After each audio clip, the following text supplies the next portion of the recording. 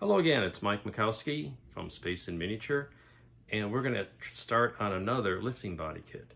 If you've seen the M2F2 build from the Muroc Models resin kit, I've also got a couple of copies of a vacuum form kit from Eagle's Talon of the M2F2 or 3, and the 3 had a tail and a couple of little details. That kit is an old vacuum form kit from the 1980s, and I happened across 2 copies of it. Let's take a look. Comes like this. As most Eagle's Talons kit, it's pretty well detailed. Canopies, even got some decals. But like most vacuum form kits, you have to do a lot of work and add your own stuff like interiors and cockpits and things like that. But I built some of these and they're not bad. I did happen across a second copy, so I'm going to build the one that's already started. And it basically is a box of parts, mostly cut out, which is fine. Saves me a lot of trouble.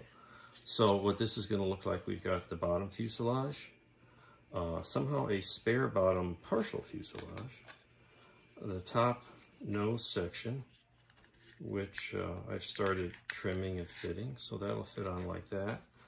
The back of the fuselage will fit on here, and then there'll be some fins and everything else that you'd expect to see. So this is just getting started, and I'm planning to do the M2F2, which did not have the center fin, which keeps things a little simpler. And one of the first things you have to do is cut out the landing gear doors so you can build up the landing gear wells. And that's done by a very slow and tedious process of just taking your knife along the engraved lines and scoring this out, maybe a little bit one from the inside once they're visible, and popping these out, boxing up the interior and doing the landing gear wells that way, then do the same thing with the cockpit area. So we'll show that progress as we move along on this build. So here's a couple of stills of the landing gear doors that are cut out, and you can see here's the result. There's the inner flaps are still there, but this is what that looks like at this point.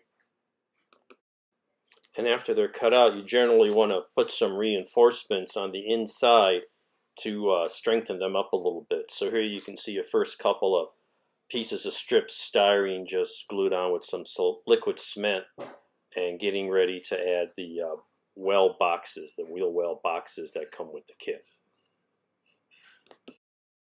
So I finished cutting out the landing gear doors, and just by scoring and trimming, and then after a while you can see it on the other side, because you can see it's very thin.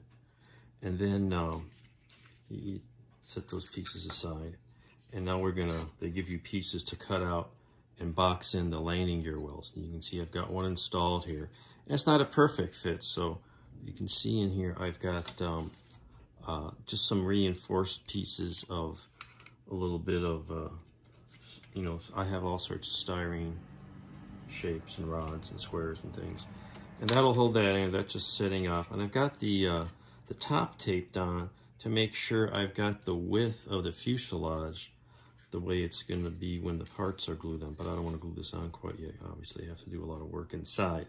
So that's going to make sure the width is formed properly by the structure of the landing gear wells. Meanwhile, there's another box structure that goes for the nose gear, and that's just shapes, you know, on a flat piece of the vac form. And you just have to score on these, and then sometimes you can score on the back again once you see it come through. And you can see here I've scored this shape out on the back. And what I'm going to do, once I do a little bit on both sides, especially on these curved ones, what I find you can do is you can take your little snips and just snip around the corners, typically, and it comes right off. Sometimes you go back and forth a little bit. And I like to leave a little bit of the surface on there. It's just nice to handle. So that comes off. And then bend it, and there you go.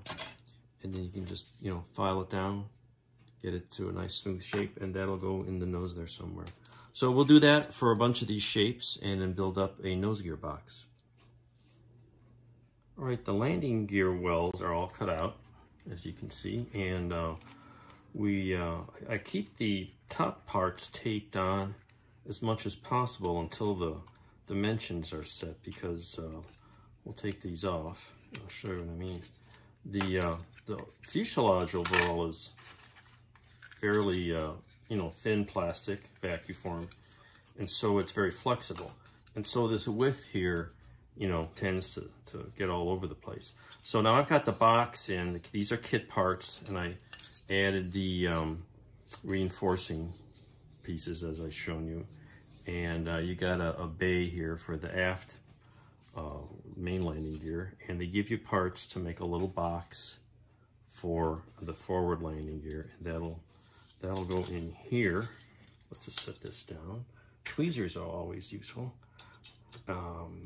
And that'll go, let's see, here we go. That'll go something like that. And there is a piece here that sits forward, and I like to use the little blue tack, and that'll sit in front of it. So we're gonna play around here.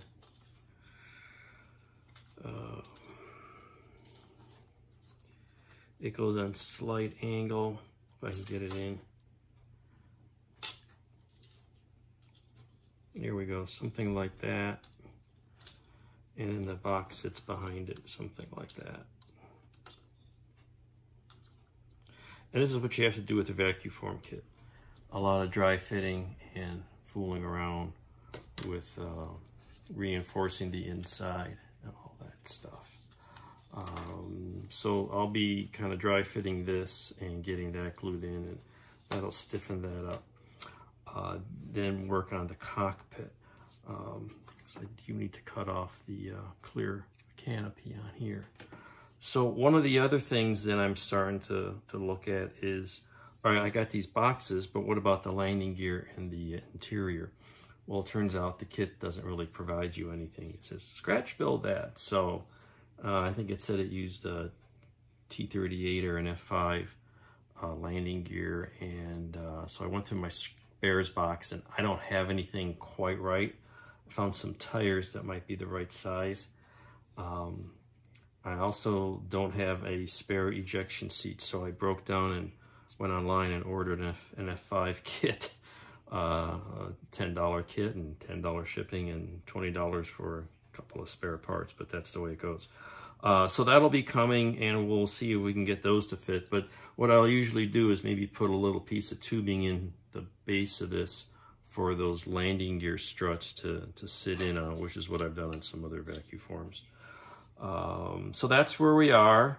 We'll be continuing to cut out parts as needed and collect things to detail up the inside to whatever degree I feel is reasonable. So that's where we are today.